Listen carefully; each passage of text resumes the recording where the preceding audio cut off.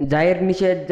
रामराम भावांनो. तर झालं असं की आमच्या वरुड पिंपरीमध्ये एका तरुणाने रामगिरीजी महाराज यांच्या वक्तृत्वाच्या समर्थनार्थ स्टेटस ठेवल्यामुळे काय मुस्लिम समाजातील बांधवांनी त्या तरुणाची मारहाण केली. वरुडच्या लोकांनी तक्रार केली पण पोलिसांनी काही तक्रार घेतली नाही. जायला म्हणलं यांच्या आता का आपण आपल्या देवा स्टेटस नाही ठेवायचं तर कसंच ठेवायचं म्हणलं. वरुड पिंपरीवाल्याने डायरेक्ट निर्णय घेतला बाई मग उद्या सिल्लोड बंद म्हणजे बंद.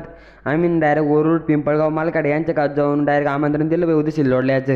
आता नाही तर कधीच नाही. यांना तर डायरेक्ट आता सोडायचंच नाही म्हणलं भाऊ. रातोरात फिरून आम्ही डायरेक्ट सकाळी निघलो आता सिल्लोडला. आपण असं समजायचं का आपल्या एका हिंदूला मारलं म्हणजे सगळ्या हिंदू बाजांना मारलं असं समजायचं. याला म्हणतात आपल्या हिंदूची पावर. ही पैसे देऊन बोलवलेले माणसं नाही तर आपल्या हिंदुत्वासाठी एक झालेले माणसं. बोलो जय श्रीराम. सर्वात पहिले तर डायरेक्ट सरापा मार्केट जॅम केलं तर भाऊ जिथे आपल्या भावाला मारला. मार्केटचा आता एक कानाकोपरा सोडला ना तो डायरेक्ट हिंदू बांधवांनी. जायला यांना तर वाटतं की हिंदू समाज शांत आहे.